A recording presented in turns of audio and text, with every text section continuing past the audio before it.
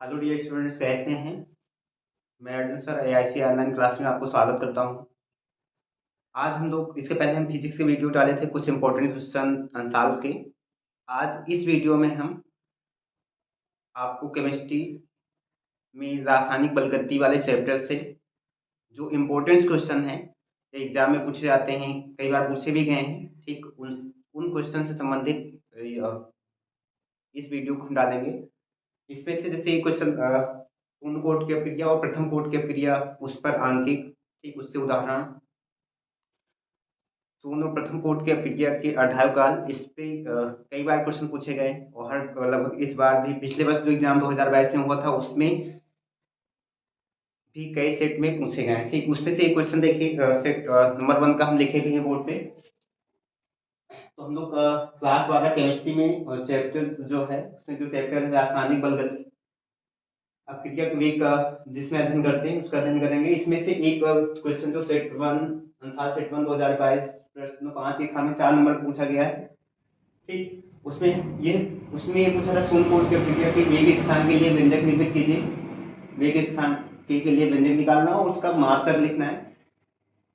व्यंजक के लिए 3 नंबर और मात्रक लिखने के लिए 1 नंबर, 4 नंबर का क्वेश्चन पूछा गया था। इससे ये तो क्वेश्चन है, ठीक इसको तो हम करेंगे कि वेग स्थान के लिए सूत्र और इकाई मात्रक लिखना है, सूत्र प्राप्त कर देंगे।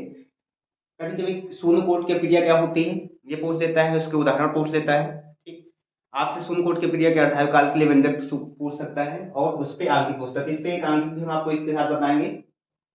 चलिए आइए सबसे पहले हम लोग इस पे देखिए, हम टॉपिक लिखे हैं शून्य कोट की क्रिया, फिर वेग स्थान के लिए सूत्र और मात्रक उदाहरण देंगे, फिर ये प्रूफ करेंगे। उसके बाद क्या है शून्य कोट की क्रिया का अर्धायु काल क्या होता है, उसके जो सूत्र क्या होता है ये निकालेंगे। उसके बाद फिर एक आंकिक भी इस पे हम आपको कराएंगे, ठीक है, वेग स्थान पे, शून्य कोट की अपक्रिया के वेग स्थान पे। तो चलिए आते हैं, हम लोग सबसे पहले जानते हैं शून्य कोट की अपक्रिया क्या है।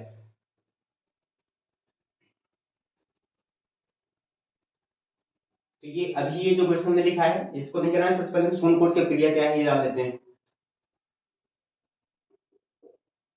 तो शून्य कोट की अपक्रिया क्या होती है, वह क्रिया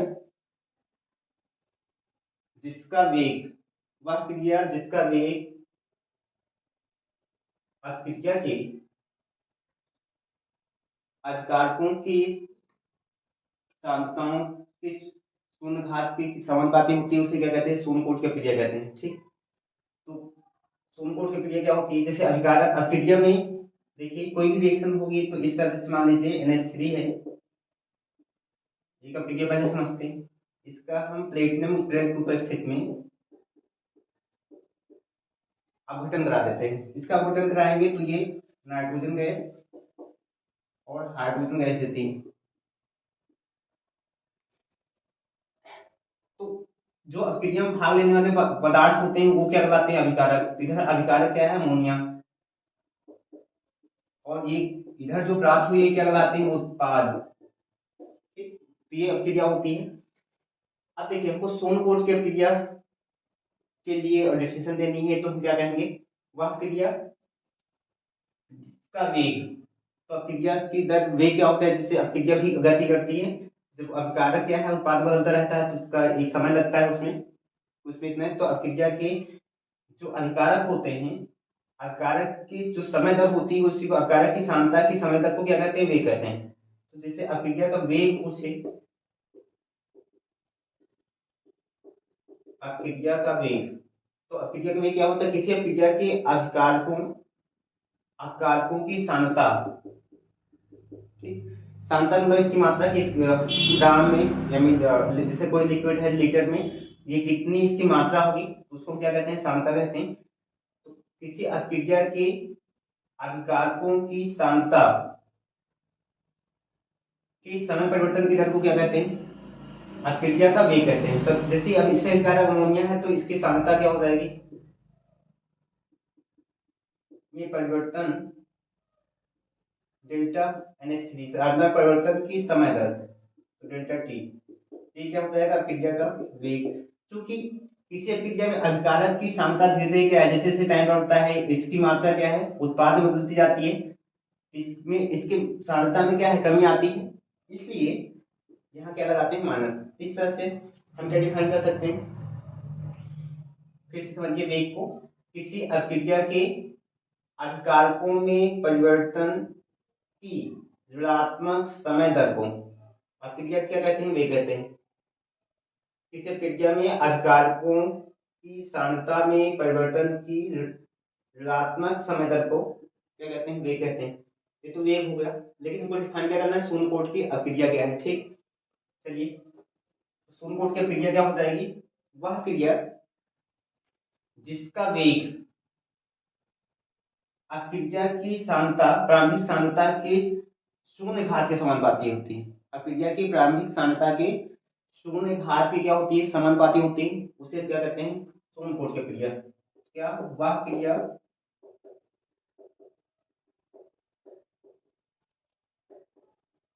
जिसका वेग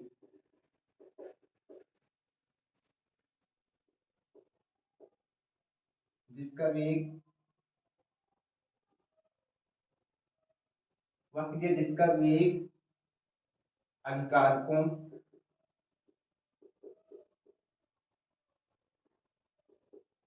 अभिकारकों की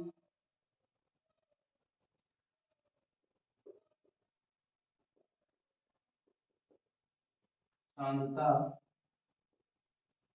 की शून्य घात के समानुपाती होती है।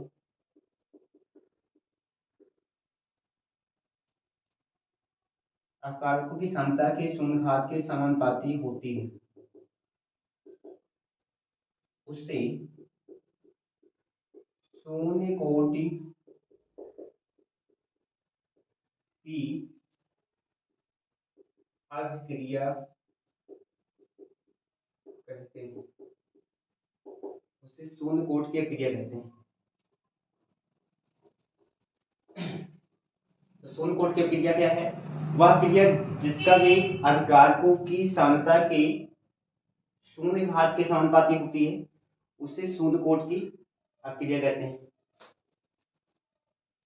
जैसे मान लेते हैं हमारे पास एक अभिक्रिया है, ये शून्य कोट की अभिक्रिया है। ठीक,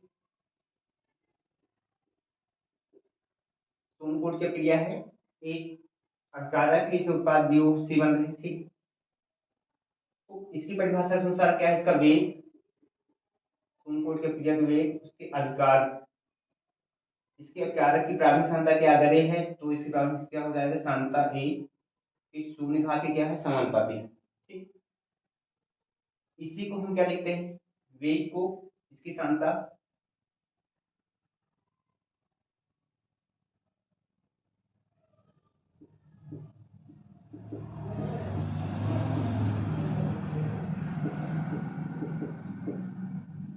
क्योंकि आपको ने वेग कहा, किसी अभिक्रिया के अभिकारक की सांद्रता में परिवर्तन की ऋणात्मक समय दर को क्या कहते हैं, वेग कहते हैं। तो वेग के बराबर क्या लिखेंगे, माइनस dA/dt, समानुपाती चिन्ह ये। इस तरह से हम इसको दिखाएंगे कि एक क्रिया लेंगे, अगर ये शून्य कोट की क्रिया है, वेग समानुपाती क्या है, इसकी सांद्रता के अभिकारक की सांद्रता के क्या है, शून्य घात के। और वेग को हम क्या लिखेंगे, अभिकारक की सांद्रता की में परिवर्तन की ऋणात्मक समय दर माइनस dA/dt समानुपाती इसकी प्रारंभिक सांद्रता के शून्य घात के। ये तो इस तरह से लिख देंगे हम। ठीक, अब देखिए इस पे उदाहरण, शून्य कोट की अभिक्रिया का उदाहरण। ठीक, इसका उदाहरण कभी कभी बोल देता है कि एक या दो उदाहरण लिखिए। देखिए पहला उदाहरण तो ये जो अभी आपको दिए थे, अमोनिया का हम अपवर्तन कराते हैं, अमोनिया गैस का उत्प्रेरक प्लेटिनम की उपस्थिति में तो नाइट्रोजन गैस और हाइड्रोजन गैस प्राप्त की। ये भी एक शून्य कोट की अभिक्रिया है। ठीक, इसके वेग को इस तरह लिखना चाहेंगे, तो वेग इसके जो वेग होगा समानुपाती क्या, अमोनिया की सांद्रता तो NH3, जब भी किसी की सांद्रता होती है तो उसको हम ब्रैकेट में लिखते हैं, बड़े ब्रैकेट में इस शून्य घात के। ये पहला एग्जांपल, एक एग्जांपल और दे रहे हैं जिसमें हाइड्रोक्लोरिक अम्ल का निर्माण होता है, क्लोरीन गैस और हाइड्रोजन गैस ये दोनों योग कर लेते हैं सूर्य के प्रकाश की उपस्थिति में।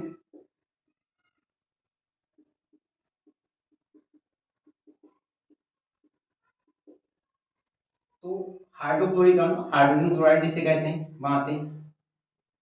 ये भी एक शून्य कोट की क्रिया है का उदाहरण है कि क्लोरीन और हाइड्रोजन गैस सूर्य के प्रकाश पक्ष में जब योग करेंगे तो क्या है, हाइड्रोजन क्लोराइड बनाते हैं। इसके वेग को लिखेंगे तो इसको इस तरह लिखते हैं, इसके वेग समानुपाती। तो इसमें दो अभिकारक है, क्लोरीन है Cl2 की सांद्रता की शून्य घात इंटू हाइड्रोजन है तो हाइड्रोजन गैस की सांद्रता का शून्य घात। इस तरह से ये शून्य कोट की क्रिया की परिभाषा हो गई। ये इसके दो उदाहरण, अमोनिया को उस प्लेट में उपस्थित इसका अपघटन कराते हैं तो नाइट्रोजन हाइड्रोजन गैस प्राप्त होती है, यही शून्य कोट की क्रिया उदाहरण है। क्लोरीन और हाइड्रोजन योग करते हैं सूर्य प्रकाश की उपस्थिति में तो हाइड्रोक्लोरिक अम्ल बनाते हैं, ये भी एक शून्य कोट की क्रिया का उदाहरण है। इस तरह से ये दो उदाहरण हो गए। अब चलिए आते हैं हम अपने क्वेश्चन पे। शून्य कोट की क्रिया के लिए क्या है, वेग स्थिरांक का व्यंजक प्राप्त करना है। ठीक,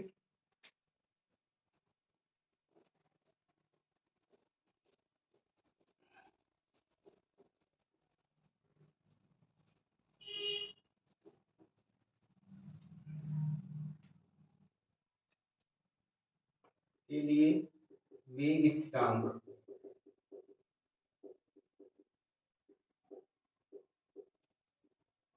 का व्यंजक, देखिए इसको पहले लिख लेते हैं। वेग स्थिरांक को कैसे यूज करते हैं, k इक्वल टू किसी शून्य कोट की क्रिया के अभिकारक की प्रारंभिक सांद्रता माइनस टी समय पश्चात उसकी सांद्रता बटे स्मॉल टी। ये फार्मूला है इसका आपकी शून्य कोट के वेग स्थिरांक का। यहाँ के वेग स्थिरांक है, इसी को हम और इसका मात्रक जो होता है इसी को हम लिख सकते हैं एक दूसरे तरीके से। यदि टी समय पश्चात अब क्रिया का जो अभिकारक है उसकी मात्रा x मात्रा किससे बदल जाए, उत्पाद में। उत्पाद की मात्रा अगर x हो तो इसको इस तरह लिखते हैं। इस फार्मूले से एक बात और समझ में आती है, तो अब क्रिया की जो क्रिया का जो वेग स्थिरांक है वो कारक की प्रारंभिक सांद्रता पर निर्भर नहीं करता है। ठीक, तो इसको हम चेंज करेंगे, या तो ये फार्मूला लिखेंगे या ये मात्रक, जैसे भी इसने मात्रक पूछा है ये तो प्रूफ करेंगे। इसकी इकाई क्या होता है, वेग स्थिरांक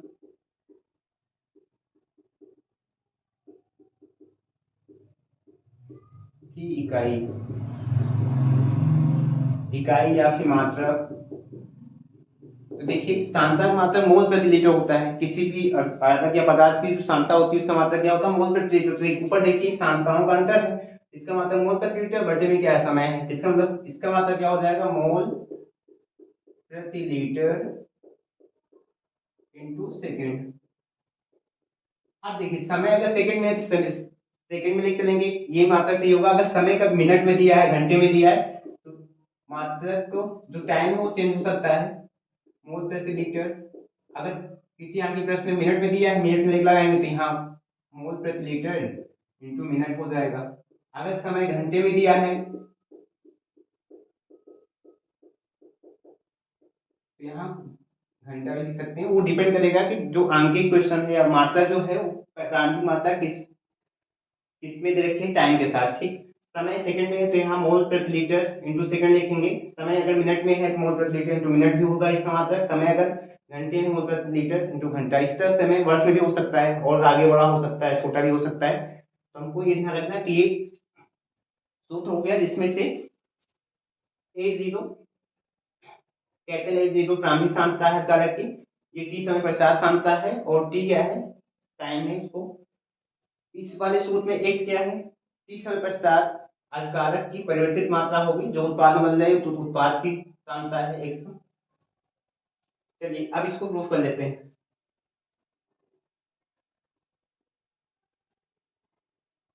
प्रूफ में आएंगे तो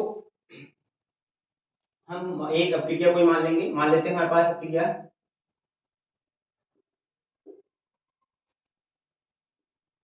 ये कोई शून्य कोट की क्रिया है। क्या मान लेंगे, माना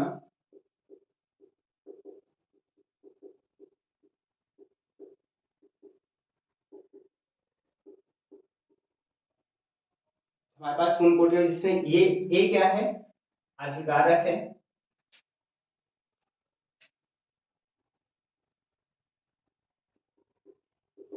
बी क्या है, उत्पाद है। अब देखिए, इसको मानने के पश्चात प्रारंभिक सांद्रता मान लीजिए टी समय जो है, प्रारंभिक समय जो टी इक्वल टू 0 पर प्रारंभिक सांद्रता अभिकारक की प्रारंभिक सांद्रता, ठीक, इसकी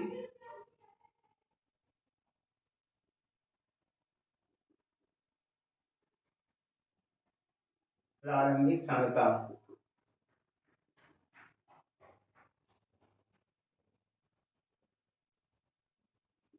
कैपिटल ए जीरो, या इसी को स्मॉल ए कभी कभी मानते हैं, ठीक। क्योंकि अभिक्रिया नहीं सुन रही है, प्रारंभ में लेके चल रहे हैं, तो उत्पाद क्या होगा, शून्य, क्योंकि अभिकारक ही उत्पाद में बदल के जाता है, इसलिए यहाँ इसकी कोई मात्रा नहीं होगी उत्पाद की। लेकिन मान लेते हैं समय टी पर अभिकारक की सांद्रता,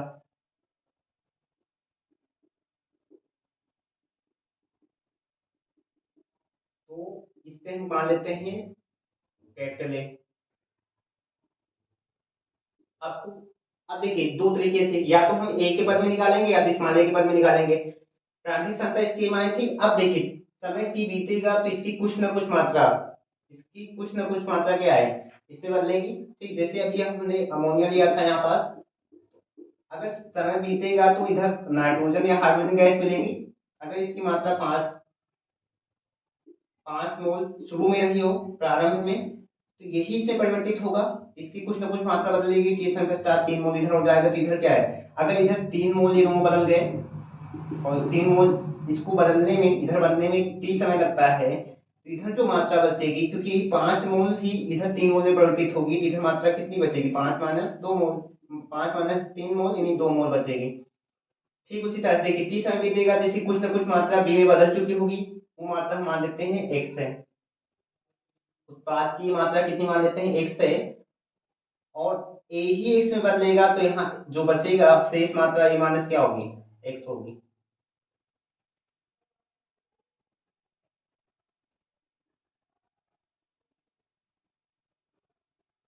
ये उत्पाद में परिवर्तित मात्रा है, ठीक। तो अभिकारक जो होगा उसकी मात्रा टी समय पे कितनी बचेगी, ए माइनस एक्स, या फिर कैपिटल ए ही ले चलेंगे, ठीक। तो इस तरह से ये हम पहले मान लेंगे। चलिए अब आते हैं हम अभिक्रिया की जो कोटि है उसकी परिभाषा पे। शून्य कोट की अभिक्रिया कोट की परिभाषा के साथ जो वेग है, वेग समानुपाती होता है अभिक्रिया की सांद्रता के, अभिकारक की सांद्रता के शून्य घात के, तो इसकी सांद्रता क्या है, ए। अब वेग क्या होता है, अभिकारक की सांद्रता में परिवर्तन की ऋणात्मक दर। वेग होता है minus D upon D T, इस पे रख देंगे तो यहाँ क्या आ जाए, minus D A upon D T equal to,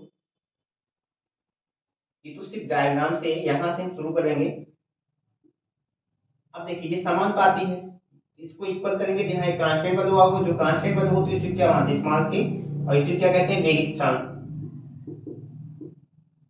ठीक। अब हमको क्योंकि सूत्र प्राप्त करना है,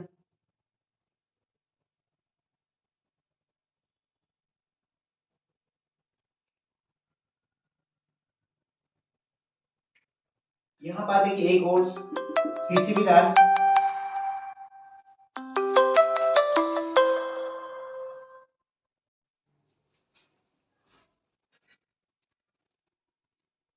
चलिए देखिए इस ए जीरो, किसी भी राशि की घात जब भी, जैसे मान लीजिए कोई भी संख्या है उसकी घात है 25 22 कुछ भी है, जीरो होती है तो उसका मान क्या होता है, एक होता है, ठीक। उसी तरह देखिए ये भी जानता है, इसकी घात कितनी है, शून्य है, घात शून्य, इसका मतलब इसका मान कितना होगा, एक होगा।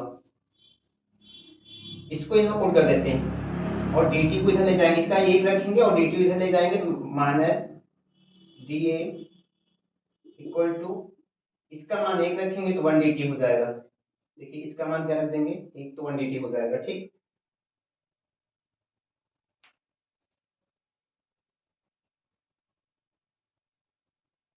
ये जो समीकरण है ये इसका अवकल समीकरण कहलाता है, ठीक। सोनकोट की प्रक्रिया का कौन सा समीकरण कहलाता है,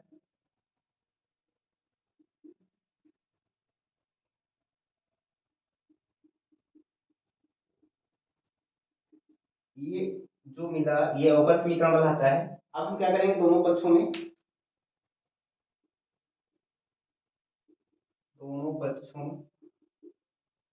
का समाकलन करने के,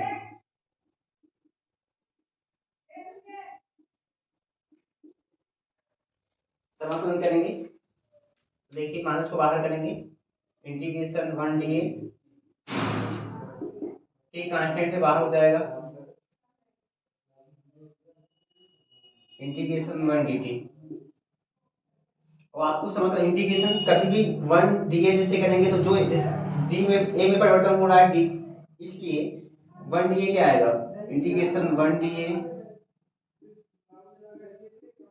ए ही आएगा। ए की क्षमता 1 dt इस तरह से क्या आएगा, ये भी क्या आएगा, टी आएगा। जिस परिवर्तन किसमें हो रहा है, समय में, तो यहाँ टी है तो यहाँ टी, यहाँ ए है तो यहाँ क्या आएगा, ये आएगा। रखेंगे तो ये माइनस ए की क्षमता ए टी। और समाकलन जब करते हैं तो हमेशा एक कोई कांस्टेंट वैल्यू ऐड हो जाती है। मान लीजिए वो कांस्टेंट वैल्यू क्या है, सी। ठीक, सी क्या है, समाकलन नियतांक है। ठीक, समाकलन नियतांक सी जो है। ठीक, ये समीकरण हम मान लेते हैं एक। अब देखिए ये तो हम किसी भी टाइम पे ये समीकरण प्राप्त किए। हम सबसे पहले क्या है, प्रारंभ में चलेंगे। तो प्रारंभ में देखिए t इक्वल टू 0 है, सांद्रता क्या है, ये 0 मानी गई है। ठीक, तो कहाँ आएंगे, अभिक्रिया के प्रारंभ में। प्रारंभ में तो मतलब t इक्वल टू क्या है, 0 है।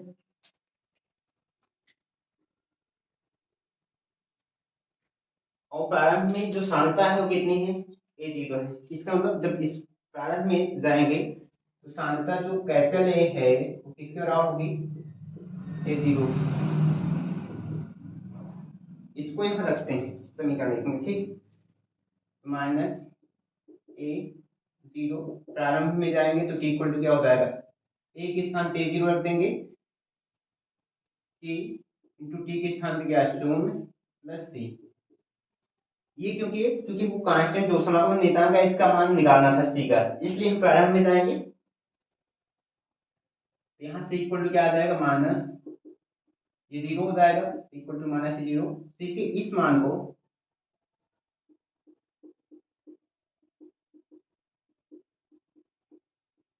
समीकरण एक में रख देंगे। देखिए यहाँ रखेंगे, माइनस ए पहले से है, 18 प्लस क्या हो जाएगा, सी के स्थान पे कितना आएगा, यहाँ से माइनस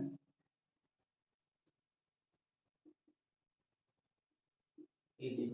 और देखिए जैसे ही माइनस आएगा, डिपेंड लगाते हैं तो ये माइनस प्लस गुणा कर हो जाएगा, तो यहाँ क्या हो जाएगा, माइनस हो जाएगा। हमको के का मान चाहिए।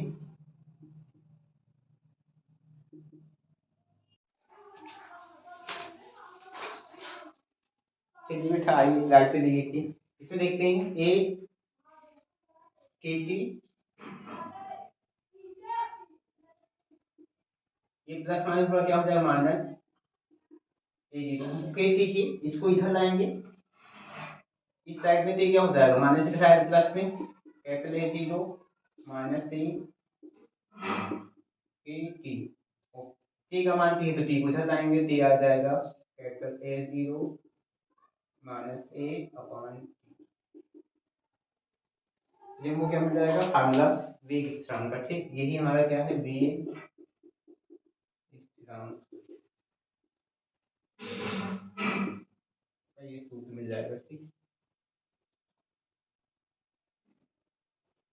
इस तरह से अब क्रिया के लिए वेग स्थान देखिए, t equal to A 0 minus A upon T, ये मिल जाएगा। अब इसको निकालना है तो यहाँ देखिए आएंगे, हमको कुछ करना नहीं है। ए के स्थान पे क्या रख देना है, ए माइनस 6, और ए 0 के स्थान पे क्या है, स्मॉल ए रख देना है। जैसे हम इसको रखेंगे तो हमको वाला फार्मूला मिल जाएगा। देखिए इसको मिटाते हैं,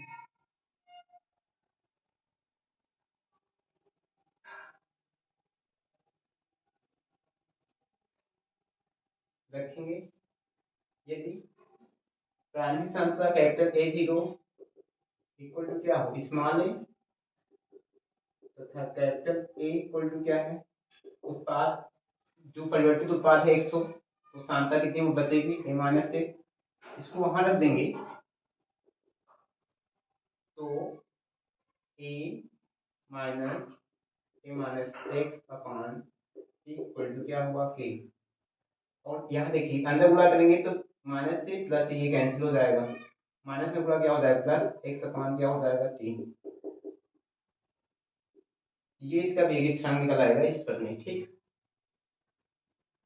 तो कुछ नहीं क्या करना, लास्ट में जैसे ये फार्मूला मिलेगा A0 को स्मॉल ए मान लेते हैं इसकी मात्रा, और कैपिटल की मात्रा क्या हो A माइनस एक्स, जहाँ एक्स क्या है उत्पाद की मात्रा, परिवर्तित उत्पाद की मात्रा होगी, उत्पाद जो परिवर्तित हो जाएगी, इस तरह से k equal to X upon T. X क्या है उत्पाद में परिवर्तित मात्रा है, टी क्या है टाइम, ये वेग स्थिरांक। मात्रक आपने पहले बताया मोल प्रति लीटर इंटू सेकेंड, मोल प्रति लीटर इंटू मिनट, या मोल प्रति लीटर इंटू घंटा होगा। ठीक, इस तरह से हम कर लेंगे। पहले इसको क्या करेंगे, वेग को से समानुपाती वेग से लेंगे, कांस्टेंट वैल्यू आएगी, वेग का फार्मूला क्या है minus D upon D T रखेंगे। A0 इसी घात 0 है इसलिए इसका मान क्या हो जाएगा a हो जाएगा, 1 हो जाएगा, यहाँ रखेंगे तो k dt, ये अवकल समीकरण, ये जो समीकरण मिला है ये समाकलित समीकरण थी, इसको कहते हैं क्या कहते हैं समाकलित समीकरण हो, या फिर ये वाला।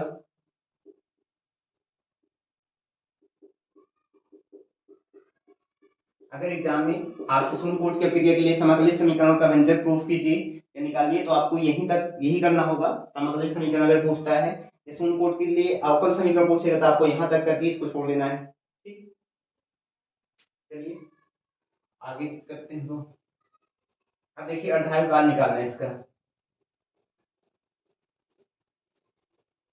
ये जो क्वेश्चन था इसका ये आंसर था, इसमें इसका फार्मूला निकालना था, उसके बाद इसका क्या लिखना था मात्रक, जो सेट 1 में पूछा था अंशाल सेट 1 2022 में। अभी इसमें कभी कोई आपसे अर्धायु पूछ सकता है।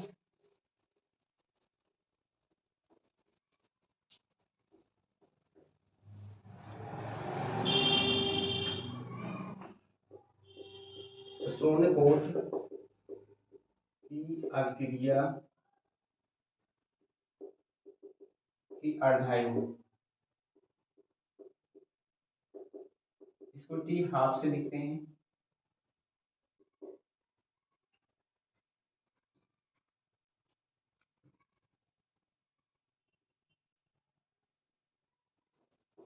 चलिए इसको डिफाइन कर लेते हैं। अब जैसे किसी अभिक्रिया की अर्धायु क्या होती है, तो किसी अभिक्रिया की अर्धायु वह समय है जिसमें अभिक्रिया का कारक किसी क्रिया के अर्धायु वह समय है जिसमें अभिकारक की प्रारंभिक सांद्रता पहले की सांद्रता से क्या है आधी बचती है, या फिर इसको ऐसे डिफाइन कर लेते हैं, किसी अभिक्रिया की अर्धायु वह समय है जिसमें किसी अभिकारक की सांद्रता अपनी प्रारंभिक सांद्रता की आधी बचती है, किसी अभिकारक की सांद्रता अपनी प्रारंभिक सांद्रता की क्या है आधी बचती है। ठीक, उसी तरह से जैसे शून्य कोट की अभिक्रिया की अर्धायु क्या है, तो शून्य कोट की अभिक्रिया की अर्धायु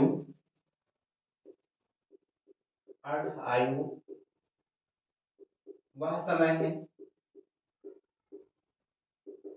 जिसमें अभिकारक की सांद्रता अपनी प्रारंभिक सांद्रता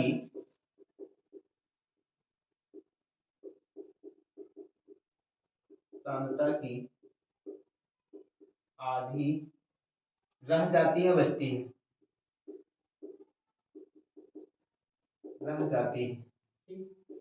शून्य कोट की अभिक्रिया की अर्धायु वह समय है जिसमें अभिकारक की सांद्रता अपनी प्रारंभिक सांद्रता की आधी रह जाती है। इसी तरह से किसी अभिक्रिया की अर्धायु पूछता, अभिक्रिया की अर्धायु वह समय है जिसमें अभिकारक की सांद्रता अपनी प्रारंभिक सांद्रता की क्या है आधी रह जाती है। अब शून्य कोटि है तो शून्य कोटि वहां लिख देंगे, प्रथम कोट के पूछेगा तो यहाँ पास क्या लिख देंगे, प्रथम कोट के क्रिया और सब वही रहेगा। ठीक,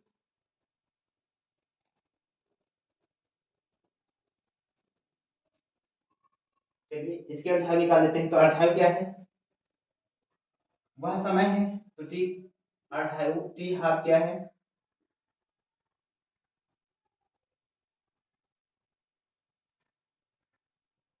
टी इक्वल टू क्या है, यदि जो अर्धायु है ये टाइम होगा, ये टी इक्वल टू अर्धायु के बराबर लिखेंगे। देखिए समय जो है अर्धायु हो तो जो अभिकारक है उसकी सांद्रता, प्रारंभिक सांद्रता क्या रह जाती है, आधी। इसका मतलब क्या है, टी समय पश्चात जो अभिकारक की सांद्रता होगी वो प्रारंभिक सांद्रता ए जीरो की क्या हो जाएगी, आधी रह जाएगी। ठीक, अब हमको वेग स्थान को और अर्धायु संबंध निकालना है, तो इसको क्या करेंगे, अभी हम लोग लिखे थे के इक्वल टू वेग स्थान के equal to A zero minus A upon T.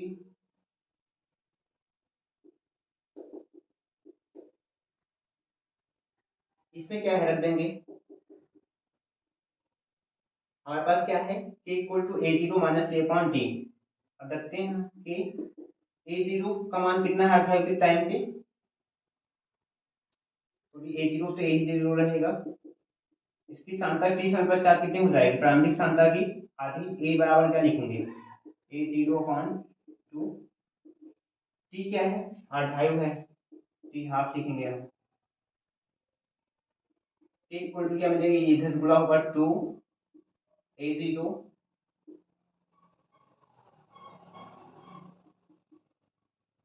Minus A zero upon क्या है टी हाफ। ये घट जाएगा, इधर से देखिए अर्धायु चाहिए तो हमको टी हाफ के इधर बटे में आ जाएगा, और टू ए जीरो से ए के जीरो घटेगा तो क्या बचेगा, ए जीरो।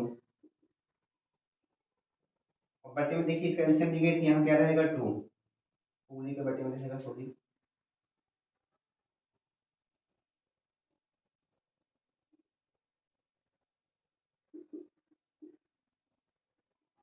ये दो नीचे आ जाएगा, ऊपर क्या बचेगा, सिर्फ एक बचेगा, तो टू। इसकी प्रारंभिक सांद्रता, ये इसके अर्धायु का फार्मूला निकल आएगा। ठीक, शून्य को उठ के पीजिएगा। अर्धायु है, समय क्या होगा, सेकंड, क्योंकि समय का मात्रक होता है, समय ही होता है।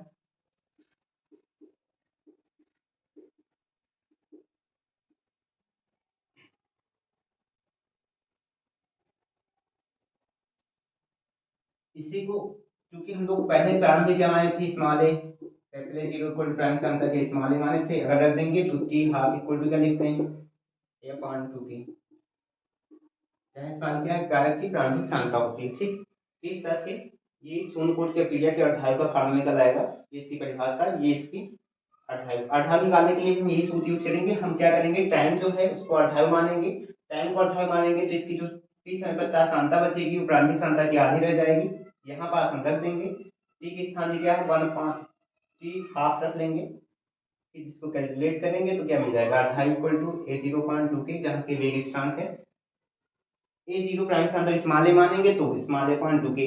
ठीक, कुछ बुकों में इस तरह माना रहता है, इसलिए दोनों लिख लेते हैं।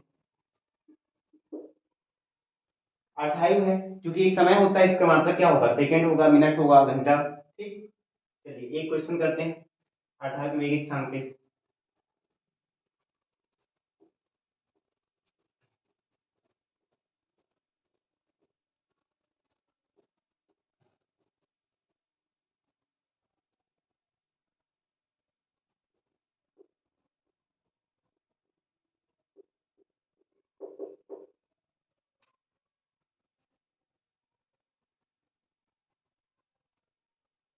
एक शून्य कोटि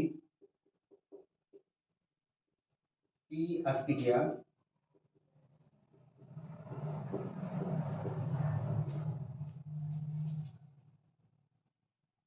160 मिनट में 80% पूर्ण होती है। तो इसके वेग स्थिरांक की गणना कीजिए।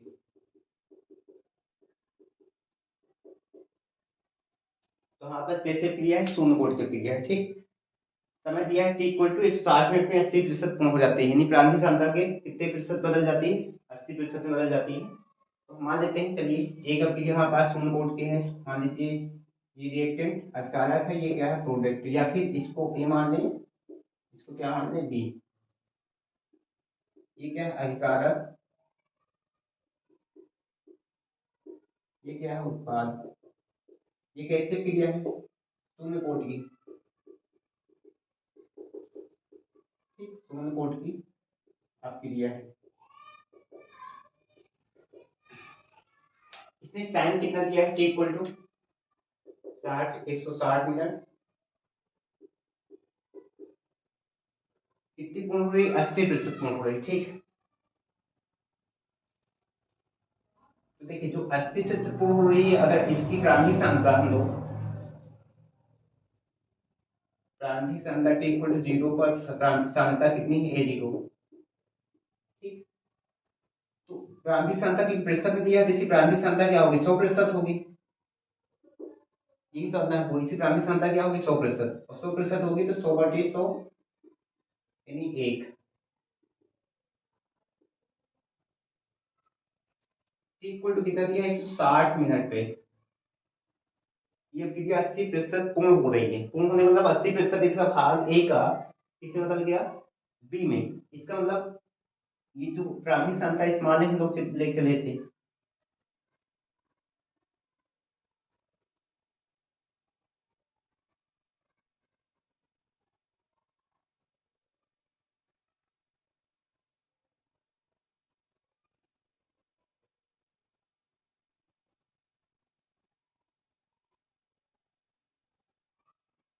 x इक्वल टू कितना 80% किसके, इसकी प्रारंभिक सांद्रता का, a0 का 80% चिन्ह का उत्पाद में। ठीक, x इक्वल टू निकालेंगे यहाँ पास, जैसे यहाँ निकालेंगे देखिए a0 का मान कितना 100% देख लेंगे, तो एक ये 80 कितना हो जाएगा 100, ये कितना आ जाएगा 0.8 मोल प्रति लीटर। ठीक,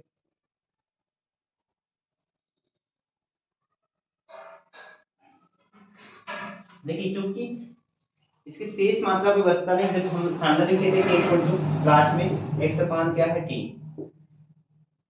इक्वल टू क्या x अपान t, तो जो शेष उसमें परिवर्तित हो जा रहा है उत्पाद की हमको सिर्फ मात्रा चाहिए, तो हमको देखिए t समय में t इक्वल 60 मिनट उत्पाद की मात्रा हमको क्या x मिल रही है, इसमें हमको यहाँ a निकालने की आवश्यकता नहीं होगी, तो a इसकी शेष मात्रा होगी, इसको अगर घटाएंगे तो हम क्या करेंगे, a का आया है a0, इसको घटाएंगे, इसका मान क्या है, इस मान में मान देते क्या है a माइनस एक्स, यहाँ रखते a का मान 1 है, x का मान 0.8 आया तो कितना आता है 0.2। लेकिन हमको ध्यान रखना है शून्य कोटि के लिए क्या है, अगर उसमें सीधे उत्पाद की मात्रा हमको x का मान मिल जा रहा है तो हम ये वाला सूत्र आसानी से लगा के आसानी से इसको न्यूमेरिकल कर लेंगे। फिर आपको a0 माइनस a वाला फार्मूला लगाओ, फिर घटाने से अच्छा है कि हम यहाँ कर लें। तो यहाँ देखिए सिर्फ x का मान जैसे मिलेगा हम यहाँ इस सूत्र का यूज करेंगे, इस पे रखेंगे x का मान 0.8, t का मान कितना है 160 इक्वल टू, तो हम लोग हटाएंगे तो 8 बटे नीचे 0 बढ़ जाएगा, इसको काटेंगे 16 कम 16 और 10 को बढ़ाएंगे 16 पंचे 80 0.5, 100 ऊपर जाएगा 10 घात कितना हो जाएगा -2। मात्रा क्या होता है वेग स्थान का मोल प्रति लीटर। अब देखिए आपको ने कहा था पहले ही मात्रा, यहाँ समय किसमें मिनट में दिया है, इसलिए यहाँ सेकंड में लिख के क्या लिखेंगे हम मिनट, ये आंसर हो जाएगा। चलो इस तरह से इसका जो आंसर है निकल मोल प्रति लीटर इनटू मिनट आ जाएगा। ठीक, ये वीडियो यहीं पर, इसके अगले वाले वीडियो हम लोग आज हम सोन कोड के क्रियाक्रम पढ़े, अगले वाले वीडियो में इसके रिलेटेड कुछ सांख्यिकी या फिर ज्यादा से ज्यादा जो क्वेश्चन पूछता है चैप्टर से प्रथम कोड के क्रिया से रिलेटेड प्रथम कोटि की अपक्रिया से रिलेटेड क्वेश्चन पूछे, उसका समीकरण, उसका मात्रक वेग स्थान के लिए समीकरण क्या है, इसके उदाहरण, इस पे आगे पूछता है। तो अगले वीडियो हम लोग प्रथम कोटि की अपक्रिया इसी चैप्टर में इस पे अध्ययन करेंगे। सेट नंबर 2 में इस प्रथम कोटि की अपक्रिया के वेग स्थान का फार्मूला निगमन करने के लिए इसका मात्रक पूछा है। आगे कई सेटों में इस पे आगे पूछा है, तो वो हम करेंगे। आज का वीडियो यहीं तक, आज की क्लास यहीं तक, फिर अगले वीडियो मिलेंगे। जय हिंद।